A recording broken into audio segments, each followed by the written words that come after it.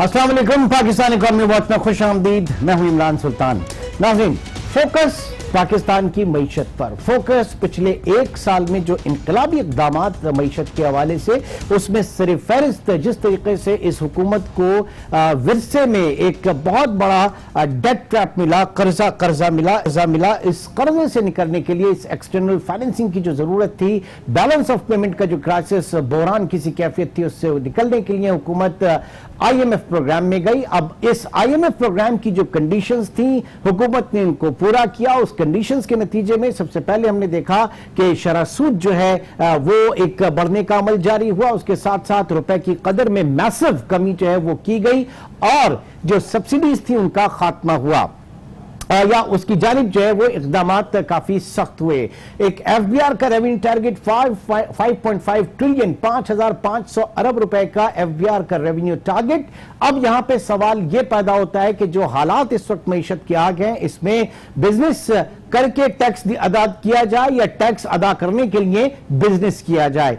इस वक्त सूरत हाल काफी गंभीर है और ऐसे में कुछ इशारे ये मिले कि अब किसी नई स्ट्रैटेजी के ऊपर भी बात हो रही है, किसी नई हिकमत अमली के ऊपर भी बात हो रही है। ये मुमकिन हिकमत अमली क्या हो सकती है? क्या IMF प्रोग्राम में अगले 39 महीने में इतनी आपके पास फिस्कल स्पेस होगी, इतना आप में दमखम होगा कि आप किसी नई हिकमत अमली या स्ट्रैटेजी के ऊपर जाए? इसी के ऊपर आज के प्रोग्राम में हम बात करेंगे। और बिलखुसूस पिछली जो प्राइम मिनिस्टर की मुलाकात हुई हमारे इकोनॉमिक मैनेजर्स के साथ, जो मुआशी टीम के लोग हैं उनके साथ, बिलखुसूस हफीज शेख साहब से जो कि adviser to PM on finance हैं, उनसे जो मुलाकात, उसके बाद हमने देखा कि हफीज शेख साहब ने एक उनका वीडियो बयान 5 मिनट का उनका एक वीडियो बयान सामने आया। उससे क्योंकि नॉर्मली वो जो है वो खिताब नहीं करते हैं किसी भी चीज के ऊपर, इजहार ख्याल जो है अब इस टेन्योर में हम उनका नहीं देख रहे हैं। हमेशा हम देख रहे हैं या तो शब्बर जैदी साहब आगे होते हैं या फिर हम्माद अजहर साहब रेवेन्यू मिनिस्टर जो है, स्टेट मिनिस्टर, वो आगे होते हैं। तो ऐसे में हफीज शेख साहब का एक वीडियो बयान सामने आया है पिछले दिनों ओवर द वीकेंड। इस वीडियो बयान में उन्होंने क्या कहा, आइए जरा 5 मिनट की एक क्लिप है, पहले ये देखते हैं, फिर इसी से आज के पूरे प्रोग्राम को मैं ड्राइव करूंगा। हफीज शेख साहब क्या कहते हैं, आइए जरा देखिए। आज का जो इजलास था उसके 3-4 बुनियादी मकासद थे। सबसे पहले ये कि मईशत की जो परफॉर्मेंस है उसको असेस किया जाए और खुसूसी तौर पर तमाम जो अहम मिनिस्ट्रीज हैं, जिसमें प्लानिंग है, एग्रीकल्चर, कॉमर्स, इंडस्ट्री, रेवेन्यू, इन सब की जो है परफॉर्मेंस को देखा गया और कोशिश ये थी कि किस तरीके से गवर्नमेंट ने जो बजट में अपने पैसे एलोकेट किए हैं उसके फवायद आम लोगों तक पहुँचें। फॉर एग्जाम्पल, हमने तकरीबन 950 अरब रखे हैं अपने तरक्याती प्रोग्राम के लिए। तो ख्याल ये था कि ये प्रोजेक्ट्स अगर मुकम्मल होने जाएं तो इससे लोगों की ज़िंदगी पे असर पड़ेगा और साथ ही साथ जॉब क्रिएशन होगी। तो प्राइम मिनिस्टर साहब ने ये हिदायत दी है कि जो भी बड़े प्रोजेक्ट्स हैं उनको एक कंटिन्यूअस बेसिस के ऊपर मॉनिटर किया जाए ताकि इनको मुकम्मल करके इनके फ़वाइद लोगों तक पहुंचाए जाएं। सिमिलरली हमने पाकिस्तान के जो कमज़ोर तबके हैं उनके लिए कोई 200 अरब 192 अरब रुपए रखे हैं। तो हम ये चाहते हैं कि ये कैश ट्रांसफ़र्स या ये सेहत के लिए जो उनके कार्ड हैं और दूसरे तमाम जो प्रोग्राम्स हैं उनको एक्सेलरेट यानी उनमें तेज़ रफ्तारी लाई जाए ताकि लोगों को महसूस हो कि उनकी हुकूमत उनके लिए कर रही है।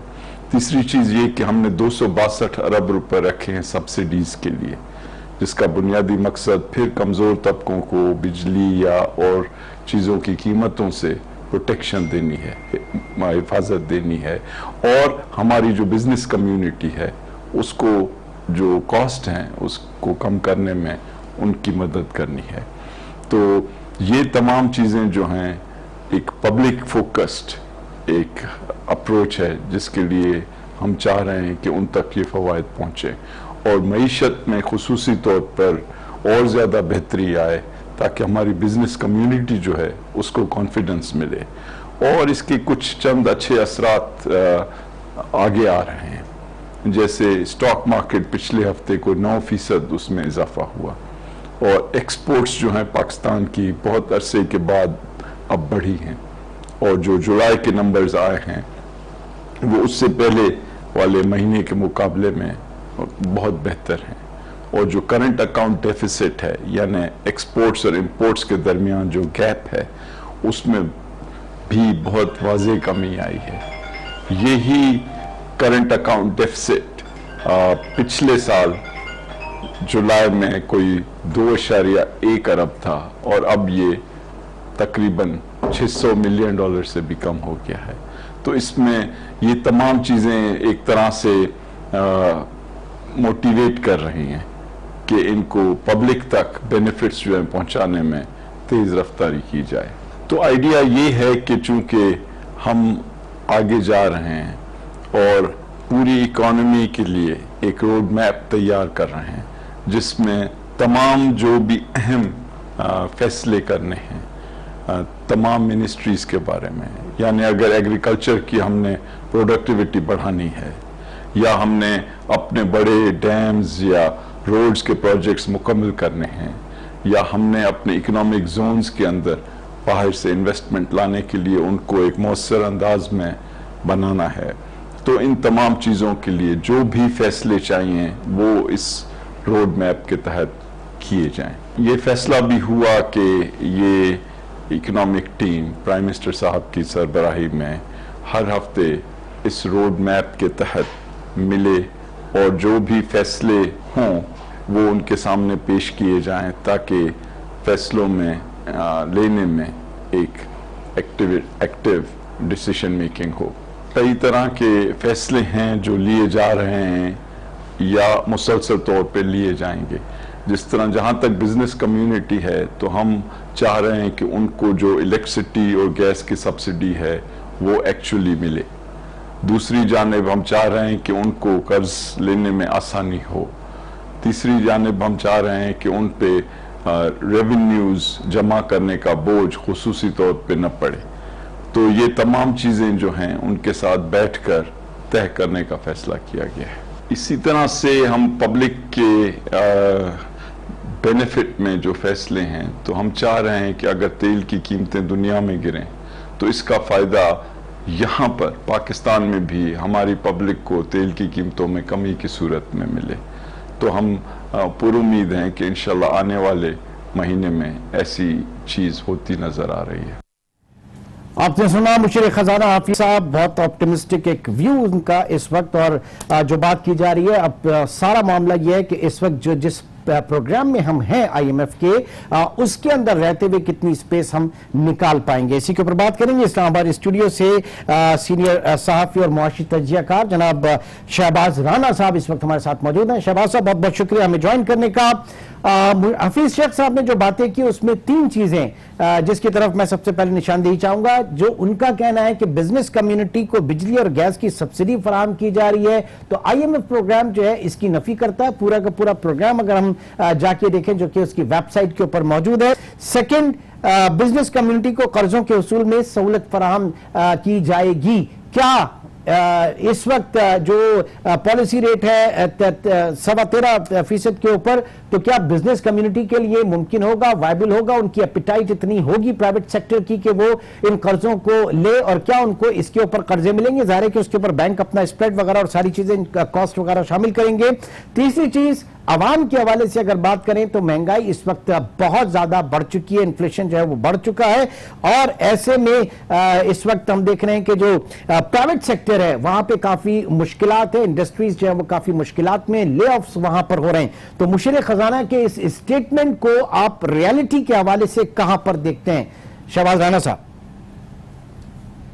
जी इमरान साहब, बहुत शुक्रिया आपका। देखिए, हफीज शेख साहब की जो बयानिया था 5 मिनट का, अगर मैं कहूं कि वहाँ पे उस दिन जो 3 घंटे से ज़्यादा की मीटिंग थी, उसकी रिफ्लेक्शन या जो उन्होंने समरी पेश की, तो गालबन वो 20% भी बात उन्होंने नहीं बताई जो वहाँ पे अंदर हुई। अंदर जो वहाँ पे बातें हुई वो ऑल टुगेदर डिफरेंट, वहाँ पे एक माहौल डिस्कस हुआ। प्राइमरली वज़ीर-ए-आज़म साहब का ये ख्याल है कि चूंकि मुल्क में जो माशी तरक्की की एक है वो उसकी जो शरह आप देख रहे हैं बहुत स्लो हो गई है। फॉर्मल बिजनेस एक्टिविटी आपकी ऑलमोस्ट डेड स्लो पे, क्योंकि इनफॉर्मल सेक्टर बहुत बुरी तरह हिट हुआ है।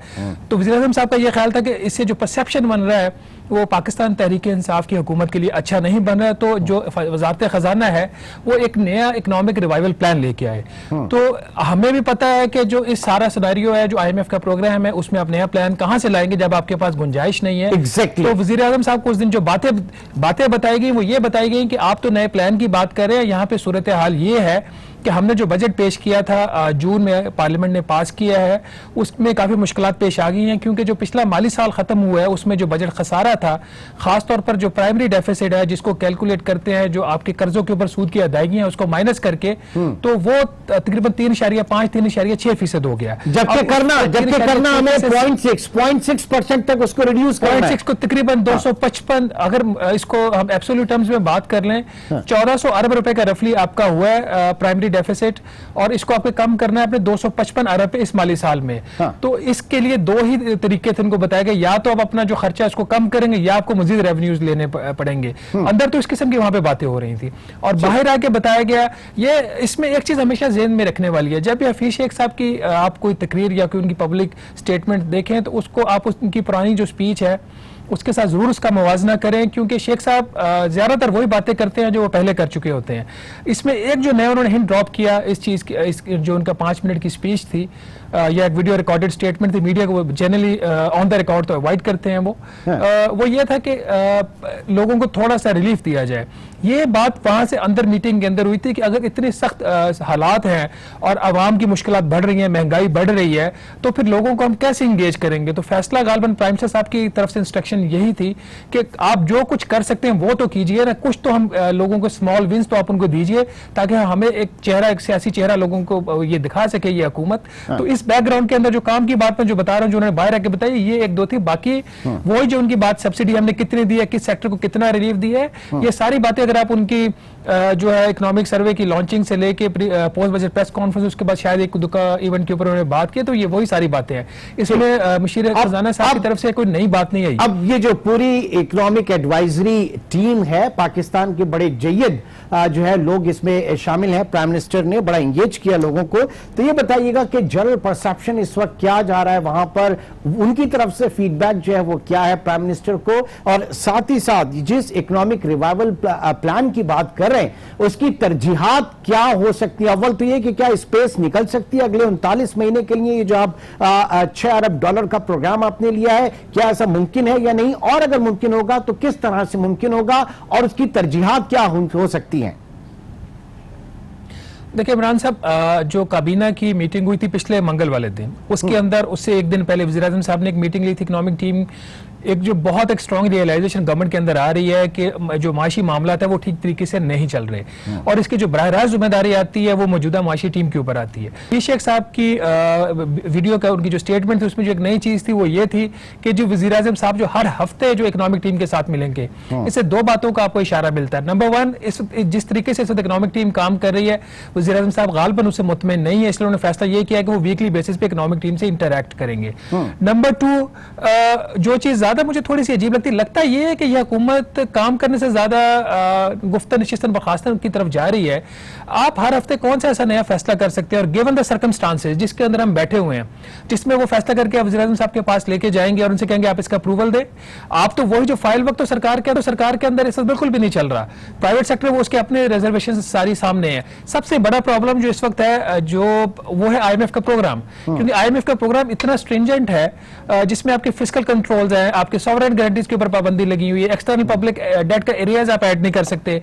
उसके अलावा आपके जो मॉनेटरी टाइटनिंग के जो अपनी जगह पे सारी चीजें हैं, तो वो कोई बहुत बड़ी रिलीफ की आप आने वाले दिनों में सूरत नहीं देखेंगे। यानी हम दोनों फिस्कल साइड और मॉनेटरी साइड पे स्पेस नहीं है, वहां पे इन दोनों के दरमियान स्पेस निकालने के लिए सबसे पहले अगर बात करें आप शरासूद को आपको कम करना होगा मॉनेटरी साइड पे, तो ये चीज है। फिर डॉलर रुपये पैरिटी जो है उसको आपको थोड़ा सा जरा देखना होगा, क्योंकि बुनियादी तौर पर पिछले 3 दिन से मैं अपने पार्टिसिपेंट से यही बात कर रहा हूं कि अगर कोई रिलीफ जिसकी बात कर रहे हैं इकोनॉमिक एक्टिविटी की, वो उसकी शुरुआत कहां से हो सकती है। तो मेरे ख्याल आप इसको एग्री करेंगे कि शुरुआत इसकी फिर यहीं से हो सकती है अगर कुछ ऐसा है तो। इमरान साहब, जो आपकी मॉनेटरी पॉलिसी है ना, उसमें एक चेंज आया है। पहले जब मॉनेटरी पॉलिसी कमेटी बैठती थी वो आपका जो माजी का आपका जो कोर इन्फ्लेशन का नंबर होता था रिसेंट पास्ट का वो और फ्यूचर आपका पाथ है वो देखती थी। अभी अगर आप IMF का एग्रीमेंट पढ़ते हैं तो उसमें एक जो चीज वो बात करते हैं वो फॉरवर्ड लुकिंग अप्रोच की बात करते हैं। आपका जैसे कोर इन्फ्लेशन का नंबर जो पिछले महीने था 7.8% था, आपकी जो इसका शरह सूद है वो 13.25% है, जिसका मतलब है कि 5.5% रियल इंटरेस्ट रेट आपका पॉजिटिव है, जो शायद गालबन दुनिया में बहुत कम होगा। अब चूंकि अब ये गवर्नर साहब को पता है या मॉनेटरी पॉलिसी कमेटी को पता है कि फॉरवर्ड लुकिंग में वो इन्फ्लेशन को और कोर इन्फ्लेशन को कहां पे देख रहे हैं, तो एक प्रेशर अब आ रहा है। एक जो चीज सियासी मॉनेटरी पॉलिसी के ऊपर एक सियासी पहलू आ रहा है वो ये आ रहा है कि वफाकी हुकूमत की तरफ से गालबन अब इशारे दिए जा रहे हैं governor state bank of Pakistan को कि आप मॉनेटरी पॉलिसी जितने अपने टाइटनिंग कर दी है वो गालबन जरूरत से ज्यादा कर दी है। अभी एक जो चीज या तो ये एक सेकंड शहबाज साहब यहीं पे जरा होल्ड करते हैं इस डिस्कशन को कि इस वक्त जो मॉनेटरी पॉलिसी में डिस्काउंट रेट बढ़ाया तो उसमें सबसे बुनियादी वजह जो अब तक कही जा रही है वो ये कि हुकूमत को पैसा चाहिए, बाहर से डॉलर चाहिए और यहां पे जो लोकल करेंसी और लोकल करेंसी में वो कर्जा जो है स्टेट बैंक से नहीं लेगी, वो कमर्शियल बैंक से लेगी।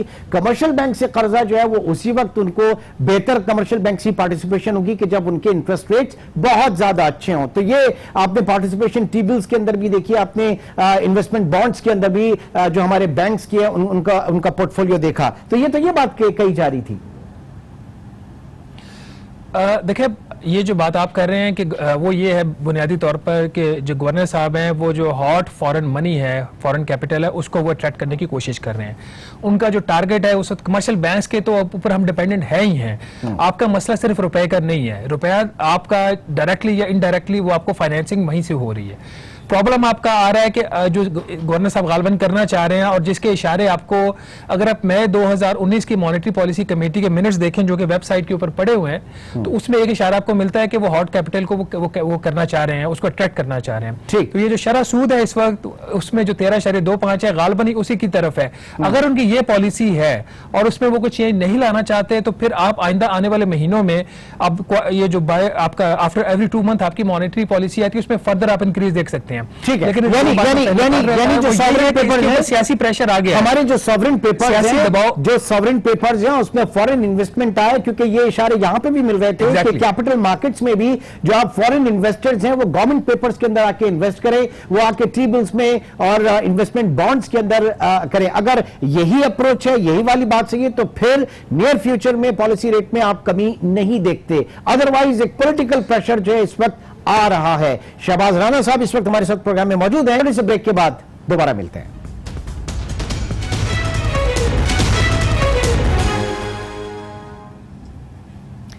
Welcome back. नाज़रीन, इस्लामाबाद में इस वक्त हमारे साथ मौजूद हैं सीनियर सहाफी शहजाद राना, मौशी तज्जियाकार, और कराची में हमें ज्वाइन किया है माहीन सलमान ने। आप वाइस प्रेसिडेंट हैं Korangi association of trade and industry. बहुत बहुत शुक्रिया माहीन हमें ज्वाइन करने का। क्या हालात है इस वक्त मईशत के? कोरंगी का जो इंडस्ट्रियल एरिया है इस वक्त दो बुनियादी चीजें, एक तो शरह सूद में इजाफा, उसके बाद डिस्काउंट आपके डॉलर महंगा, रुपी डेप्रिसिएशन, क्या रहा है? क्या वही हो रहा है जो पूरे पाकिस्तान में हो रहा है। Korangi industrial area is obviously no different from the rest of Pakistan. Businessman definitely परेशान हैं डिवैल्यूएशन से। आप ये देखिए कि आपकी जो इंडस्ट्री है उसमें अनफॉर्चुनेटली रॉ मटेरियल जो है वो इंपोर्ट होता है, मतलब हमारी एक्सपोर्ट भी इंपोर्ट बेस्ड है। एग्जैक्टली सबसे बुनियादी जो प्रॉब्लमेटिक चीज है वो ये है कि आपकी एक्सपोर्ट भी जो आपने कहा कि इंपोर्ट बेस्ड है, तो because of that cost of production jump कर गई है, प्राइसेस में इजाफा हो गया है, बायर शायद वो प्राइस देने को अब तैयार नहीं है। आप बात करते हैं एक्सपोर्ट्स की, एक्सपोर्ट मार्केट के अंदर you have lost your competitiveness again.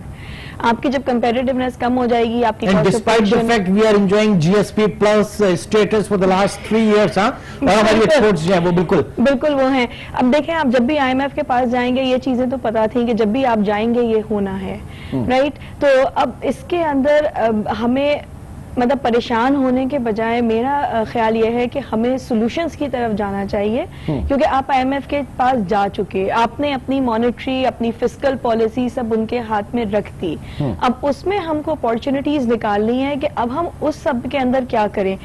उनकी थ्योरी प्रैक्टिस IMF, नहीं, हाँ, IMF की theory, okay. थ्योरी ये कहती है कि जनाब आप जब जाते हैं, हम आपकी गवर्नमेंट स्पेंडिंग या पब्लिक स्पेंडिंग को इंक्रीज करते हैं, which will generate employment and which will increase you know the consumer income और जीडीपी। हालांकि जब जीडीपी रेट आप प्रोजेक्ट करते हैं तो आप देखिए वो डिक्लाइनिंग रेट के ऊपर प्रोजेक्ट हुआ है, क्योंकि उनकी थ्योरी के हमेशा ऑपोजिट काम हो रहा होता है।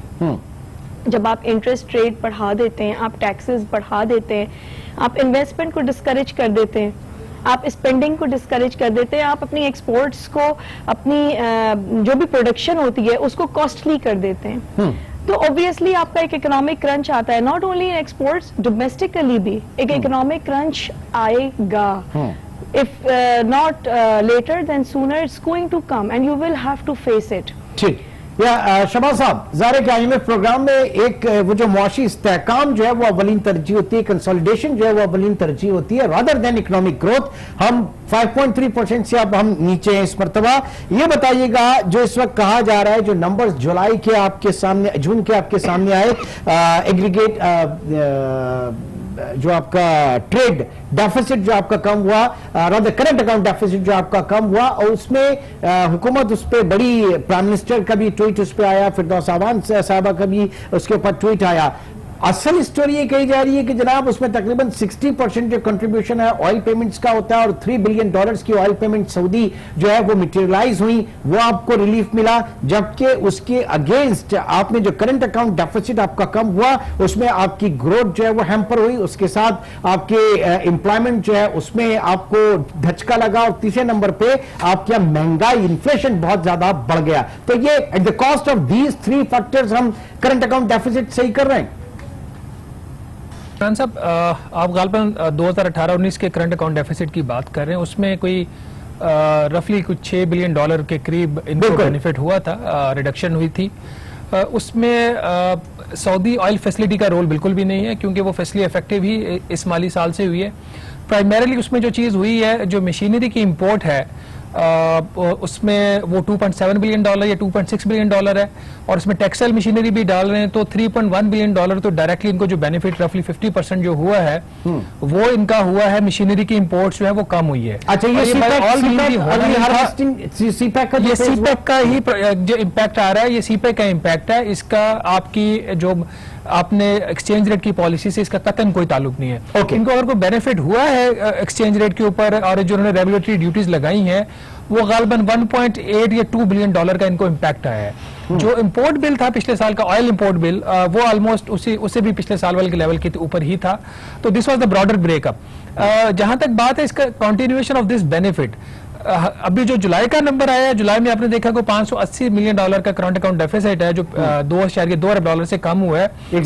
हम अगर मैं भी वो स्टोरी करता तो मैं उसका एनुअल ही उसका कंपैरिजन करता, लेकिन मैं ट्रेंड उसका जरूर लेता है। ट्रेंड उसका है इज इनकंसिस्टेंट विद जो आपका जनवरी 2019 से करंट अकाउंट डेफिसिट में जो रिडक्शन आ रही है उसकी है। जो एवरेज 6 माह का रिडक्शन था, को $840 मिलियन पर मंथ था, और ये वाला जो आया ये को $570 मिलियन पर मंथ पे आया है, विच इज गुड। और प्रॉब्लम ये है कि एट व्हाट कॉस्ट। आपकी जो एक्सचेंज रेट की जो पॉलिसी है वो इतनी इफेक्टिव इसलिए नहीं हो सकती कि आपकी बहुत ज्यादा इनइलास्टिसिटी है इंपोर्ट्स के अंदर। क्या आप खुदरी तेल मंगवाना बंद कर देंगे? क्या आप जो है पेट्रोलियम प्रोडक्ट्स मंगवाना बंद कर देंगे? क्या आप $535 मिलियन की हमने लास्ट ईयर दालें इंपोर्ट किए, इसलिए कि हमारी जो एग्रीकल्चर पॉलिसीज हैं, हाँ, वो उसका कोई बैलेंस नहीं है। आपकी 2 कैश क्रॉप्स हैं, आपका गन्ना और गंदम, सारा जो फोकस है उसके ऊपर चला जाता है, क्योंकि गारंटेड आपने रेट, आपने उसको जिम्मेदार को पैसा उस पर मिल जाता है। ऑल्दो कि वो भी इनफ नहीं है, लेकिन उससे ये होता है कि जो कल्टीवेशन एरिया होता है बाकी जो क्रॉप्स का, वो बहुत ज्यादा कम हो गया। खास तौर पर जो आपकी दालें हैं, अगर, और दालों पे एक और बड़ी इंटरेस्टिंग चीज है जो गवर्नमेंट बताती नहीं, अगर आप उसका FBR का जो स्टैटिस्टिक्स उठा के देख लें तो दालों के ऊपर भी विदहोल्डिंग टैक्स लगा हुआ है। अच्छा, तो वो भी यकीनन कंज्यूमर में ट्रांसलेट हो रहा है कि नहीं हो रहा है? जी बिल्कुल हो रहा है। यानी हम दाल खाते वक्त भी टैक्स पे कर रहे हैं, गवर्नमेंट को टैक्स दे रहे हैं। सुभान अल्लाह, सुभान अल्लाह। अब तो गरीब आदमी दाल खाए, दाल भी नहीं खा सकते, दाल भी इंपोर्टेड है, दाल भी इंपोर्टेड है। जी, आ जाते हैं। अब तो गरीब आदमी इंपोर्टेड दाल खा रहा है, ये कम है क्या? हाँ, ये मतलब बड़ी जबरदस्त बात आपने की, गरीब आदमी दाल खा रहा है, ये कम बात है क्या? जी, आ जाते हैं जरा इस वक्त सूरत हाल बेहतर कैसे होगी। अब जो बात की जा रही है कि इकोनॉमिक रिवाइवल की बात की जा रही है, किस तरह से मुमकिन होगा? देखिए, इकोनॉमिक रिवाइवल के लिए अगेन मैंने आपसे जैसे कहा कि आपको अब इस सब सूरत हाल में एक अपॉर्चुनिटी ढूंढनी है। कैसे ढूंढेंगे आप? अगर दुनिया की इकोनॉमीज को रिव्यू करें तो सबने एसएमई डेवलपमेंट करी है। हमारे पास एक बहुत अच्छी अपॉर्चुनिटी ये है कि जी आपने इंपोर्ट को रिस्ट्रिक्ट कर दिया। इंपोर्ट को रिस्ट्रिक्ट करने का मतलब क्या होता है कि आप अपनी लोकल इंडस्ट्री को डेवलप करेंगे, इंपोर्ट सब्स्टिट्यूशन की तरफ आप आए। एग्जैक्टली, आप लोकल इंपोर्ट सब्स्टिट्यूशन इंडस्ट्री जो है वो डेवलप करिए। आपके इंडस्ट्री के अंदर सुई धागे नहीं बनते, बुनियादी चीज है। आप गारमेंट्स मैन्युफैक्चर करते हैं, आप सुई धागे यहाँ पे बनाइए। आपके पास नहीं, लेकिन मसला सारा का सारा ये है ना कि नई आप एक्सपेंशन, नए कैसे आप जाएंगे? एसएमई तो सबसे ज्यादा फंसे हैं इस वक्त। ये 17 ये आपके जो पॉलिसी रेट के ऊपर 13.13 यहीं पे गवर्नमेंट का रोल आता है। How will the government help in reviving the SMEs? How will they provide micro finance? क्योंकि एसएमईज का तो हमेशा से ढंडोरा पिटता था, लेकिन कभी भी वहां तक फाइनेंस पहुंची नहीं। हुकूमत को अब किस तरीके से वो पहुंचाएगी? वो इंटरेस्ट फ्री लोन्स की बात करते हैं, वो बहुत सारी ऐसी चीजों की बात करते हैं। अब टाइम आ गया है उनको अपना रोल प्ले करने का। अगर वो नहीं प्ले करेंगे तो इकोनॉमी में फर्दर बर्बादी होगी। लेकिन अगर उन्होंने इंडस्ट्री का हाथ पकड़ा और हमको सपोर्ट किया और एसएमई को ट्रू सेंस में डेवलप किया, तो वो वक्त दूर नहीं जब पाकिस्तान वाकई सेल्फ सफिशिएंट हो जाएगा। प्लस आप ये देखिए कि हुकूमत के पास ऑप्शंस क्या होते हैं अपना रेवेन्यू बढ़ाने के। एक टैक्स हो गया, ठीक है, चले टैक्स कलेक्शन में बेहतरी आई, टैक्स बेस में थोड़ी बेहतरी आई जो वक्त के साथ होपफुली इंप्रूव हो जाएगी। बिजनेसमैन टैक्स देने को भी तैयार है, but then we want something against it. उसके अलावा आपके पास और वेन्यूज हैं, जैसे टूरिज्म है। कुछ कंट्रीज का टूरिज्म जो है वो आपके कर्जे से भी ज्यादा एक्सीड कर जाता है। तो आपके पास अल्लाह ताला ने इतनी खूबसूरत दी है, आप टूरिज्म पे आइए, आप दूसरी चीजों बहुत सारी चीजें आप अपना नमक की खाली बेचें तो आपको बड़ा एग्जैक्टली नमक पे। ठीक है, बात की जा रही है शहबाज साहब यहाँ पर इंपोर्ट सब्स्टिट्यूशन की। कुछ मिसालें भी दी गई कि जनाब पाउडर मिल्क जो है इंपोर्टेड बहुत महंगा हुआ, तो यहाँ पे लोकल वेंडर्स और कंपनीज जो है उन्होंने जरा अपना ज्यादा इसके ऊपर फोकस किया। इंपोर्ट सब्स्टिट्यूशन एक ब्लेसिंग इन डिस्गाइज हो सकती है पाकिस्तान में, लेकिन वाकई क्या मुमकिन है? मेरी कोई इतनी कमांड नहीं है सब्जेक्ट के ऊपर, इसलिए मैं बहुत ज्यादा कमेंट नहीं कर सकता। लेकिन एक बात बड़ी क्लियर है, हमारा आज तक जो हमारी ट्रेड पॉलिसी है उसके ऊपर कोई क्लैरिटी नहीं है। आप over a period of time देखें, आपने इंपोर्ट सब्स्टिट्यूशन पॉलिसीज की भी बात करते हैं और इसके साथ ही हमने free trade agreement with China भी किया हुआ है। जो FTA 1 था जिसमें गालिबन 35% ऑफ द टैरिफ लाइंस हमने खोली थी चाइना के लिए 0% ड्यूटीज के ऊपर इन 2008।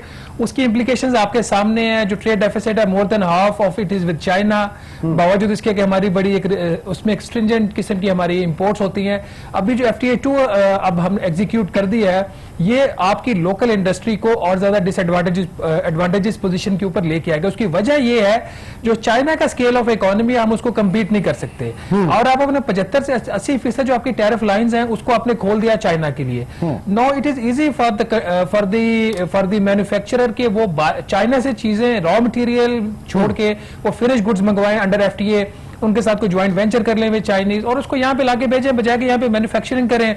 आपकी इलेक्ट्रिसिटी कॉस्ट, आपकी गैस की कॉस्ट और आपकी हर चीज की जो कॉस्ट है वो बढ़ रही है। पाकिस्तान में आप हमारी जो दूसरी पैनलिस्ट है उस पर बेहतर रोशनी डाल सकती हैं। जो रॉ मटेरियल्स हमारी सनतों में इस्तेमाल हो रहे हैं, चाहे वो एक्सपोर्ट ओरिएंटेड है या लोकल उसकी कंजम्पशन है, उसका गालिबन 60% जो है वो बाहर से हम इम्पोर्ट करते हैं। तो जब आप डिवैल्यूएशन करते हैं टू कर्ब द इम्पोर्ट्स, तो वो जो रॉ मटेरियल जो इन एनी केस आना होता है वो भी महंगा होता है। तो जो कंपेटिटिव एज आपके एक्सपोर्टर को मिलना होता है वो खत्म हो जाता है। दूसरा ये होता है कि जब आप बल्क में और बहुत स्टीप करेंसी डिवैल्यूएशन करते हैं, जो इंटरनेशनल बायर है वो आपसे डिस्काउंट मांगता है। ये एग्जैक्टली ऐसा हो रहा है। They are calling for this advantage. Now जो हम एसएमईज की आप बात कर रही है, यकीनी तौर से एसएमईज भी जो चीज बनाएंगी वो किसी न किसी रॉ मटेरियल के ऊपर, रॉ मटेरियल चाहे केमिकल से लेकर किसी भी एक चीज में करें, हम इंपोर्ट कर रहे हैं। इंपोर्ट के ऊपर जो है हमारे यहाँ बार है इतना बड़ा, मतलब टैक्सेस के हवाले हवाले से, तो कॉम्पिटिटिवनेस तो होगी नहीं, कम्पेटिटिव देखिए वक्ती तौर पे शायद ना हो। हाँ। बिल्कुल, मैं तो इनफैक्ट आप उसको फ्लरिश कैसे करेंगे? बात सही है, अगर इसी वक्त तो आपने फ्लरिश करना है, तो flourish कैसे करेंगे? प्रोडक्शन स्टार्ट होती है तो इकोनॉमीज ऑफ स्केल, आप एक पॉइंट आता है जब अराइव करते हैं। ट्रू, वेरी ट्रू कि इस वक्त बहुत महंगा है, सब कुछ बहुत महंगा है, आप महंगे से स्टार्ट करेंगे, लेकिन जब आप एक इकोनॉमीज ऑफ स्केल की तरफ पहुंच जाएंगे तो कॉस्ट ऑफ प्रोडक्शन अपने आप नीचे की तरफ आती है। फिर अगर हम एक इलेक्ट्रिसिटी की मिसाल उठा लें, देखें आपकी इस वक्त कंट्री जो है वो सब्स्टिट्यूट्स की तरफ बहुत काम कर रही है। आपके पास सोलर एनर्जी के सब्स्टिट्यूट्स आ रहे हैं, हाइडल एनर्जी के सब्स्टिट्यूट्स आ रहे हैं, वर्किंग हो रही है। मैं ये नहीं कह रही कि ओवरनाइट चेंज आएगा, you will have to work for it and after a certain period of time you are bound to reach those economies of scale whereby everything is, all the inflation rate is automatically going to come down। लेकिन ये एक बहुत तकलीफदेह process है, ये overnight process नहीं है। ठीक, आपने इलेक्ट्रिसिटी की बात की, कुछ पावर प्लांट्स के हवाले से मैं बात करूंगा, चाहे वो एलएनजी के हवाले से और दीगर। राणा साहब, ये कैपेसिटी पेमेंट का एक बहुत बड़ा मसला है और आपका इस वक्त जो सर्कुलर डेट है उसमें ओवर $1 ट्रिलियन अमाउंट जो है वो कैपेसिटी पेमेंट्स का है। दो सवाल, पहला ये कि टैरिफ स्ट्रक्चर, जब हम ये मुआहदात कर रहे होते हैं, एग्रीमेंट्स कर रहे होते हैं, तो ये इंटरनेशनल जो इन्वेस्टर्स हैं उनकी तरफ इतना ज्यादा क्यों होता है कि आने वाली हुकूमतें जब इसके ऊपर इसको एग्जामिन करती हैं तो फिर मामला जो है वो इंटरनेशनल आर्बिट्राज में चले जाते हैं और पाकिस्तान को वहां पर फाइन लगते हैं। आपके पास दो केसेस हैं सामने, कारके का है और टेलीथियान का है, पीछे स्टील मिल की ट्रांजेक्शन हमने देखी कि वो भी रुकी। नाउ जो सेंटिटी ऑफ कॉन्ट्रैक्ट्स होती है उसके हवाले से इस वक्त इंटरनेशनली क्या मैसेज जा रहा है, जिसमें बेईमानी की आप उसको लटका दें, लेकिन एक सेंटिटी ऑफ कॉन्ट्रैक्ट्स भी तो होती है। इसमें दो बुनियादी चीजें, इस मुल्क में फॉरेन डायरेक्ट इन्वेस्टमेंट लाने के नाम पर बहुत कुछ हुआ है। अगर आप पाकिस्तान का फॉरेन डायरेक्ट इन्वेस्टमेंट का या ओवरऑल इन्वेस्टमेंट रजीम को देखें तो दुनिया में, नॉट दुनिया बट डेवलपिंग कंट्रीज में शायद इतना लिबरलाइज जो इन्वेस्टमेंट रजीम है वो कहीं भी नहीं है कि 100% फॉरेन आपकी प्रॉफिट की फॉरेन रिपेट्रिएशन है, आपको guaranteed rate of return in dollar terms में दिए हुए हैं। एफटीआई के नाम पर लोगों की जो इमोशन है उसको एक्सप्लॉइट किया जाता है और उसके अंदर बेतहाशा बेनिफिट दे दिए जाते हैं। अगर एक आईपीपी का जो प्रोड्यूसर है, बिजली का कारखाना है जिसका, अगर वो आपसे आइडल कैपेसिटी पेमेंट डिमांड कर रहा है तो वो ठीक कर रहा है, उसके कॉन्ट्रैक्ट में बेनिफिट है, सर उसके टैरिफ स्ट्रक्चर में बेनिफिट है। लेकिन प्रॉब्लम इमरान साहब ये है कि एक लिक्विडेटेड डैमेजेस के नाम की भी एक चीज होती है।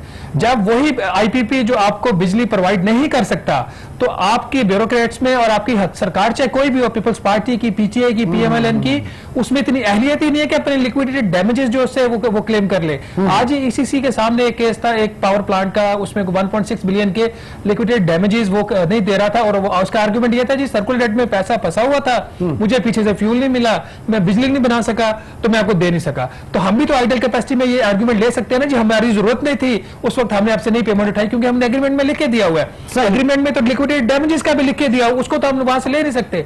जहां तक इंटरनेशनल मैसेज की बात है, देखिए हमारा ओवरऑल जो है ना implementation on the contract is very weak. हमारी जो कोर्ट्स हैं वो समटाइम्स बहुत ज्यादा लिबर्टी ले जाती हैं, नंबर 1। नंबर 2, आपकी अब फ्यूचर में आप जितने भी चीजें देखें, या तो बायलैटरल इन्वेस्टमेंट जो ट्रीटी साइन हुई है वो एक यूएस फॉर्मेट के ऊपर है, उसके ऊपर आपके कंट्रोल्स बहुत कम है, या फिर वो अब इंग्लिश लॉ के अंदर जो फ्यूचर में बातें हो रही हैं। तो हमारे अब जितने भी आपके कॉन्ट्रैक्ट्स उनको रिव्यू करने की जरूरत है, खास तौर पर वो जो 1996 वाले आईपीपीस के कॉन्ट्रैक्ट्स हुए थे उनका गालबन 25 साल का पीरियड पूरे होने वाला है और उसको एक्सटेंड करने की हुकूमत को बहुत सही पॉइंट आपने इस वक्त यहाँ पे रेज किया।